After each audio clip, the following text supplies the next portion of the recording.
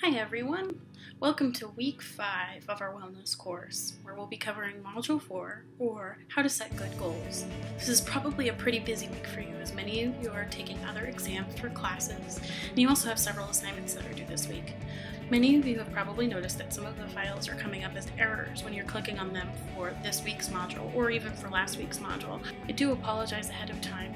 I'm trying to clean up the website to make it more user-friendly for you guys, and along the way, some errors are being made. As always, reach out with any concerns or if you notice that something is missing. As a reminder, if you're not able to complete a module by the time that it's due, Sunday night at midnight, you're not able to go back. Keep in mind that you'll have several opportunities to improve your grade with the additional module quizzes, as well as the final exam. Let's get started with the material for this week.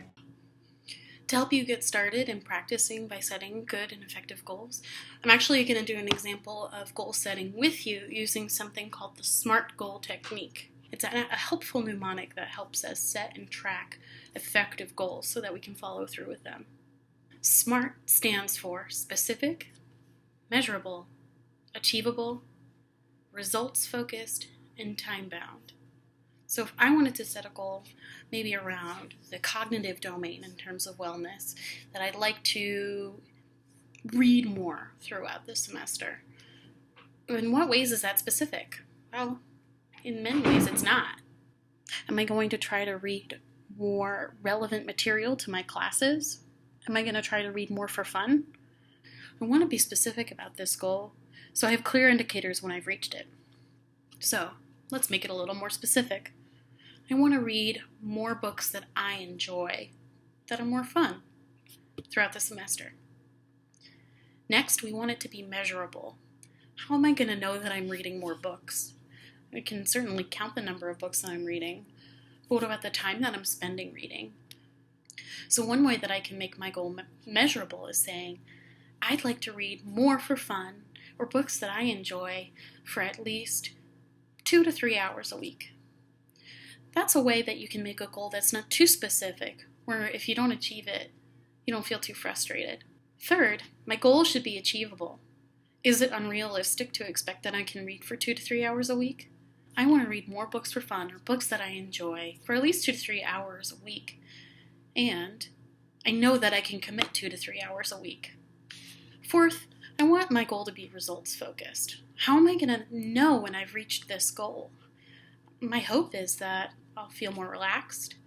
I'll feel enriched by reading on topics that I really enjoy. I'll be able to talk with others about the book's material that I'm reading. So those are examples of some of the results that I might see.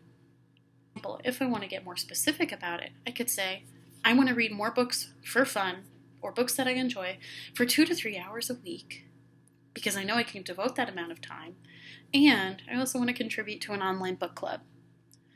Wow, that's a great way to see that my goal is results focused, because I'll be able to use what I'm learning and be able to share it with others. Lastly, we want this goal to be time-bound. I've already alluded to that in the beginning of the goal. I want to read for 2 to 3 hours throughout the semester, so I know that I'm going to reach the end of my goal by the second week of December. Now, ultimately, I want this to continue on throughout the semester, but I'm not sure if it will.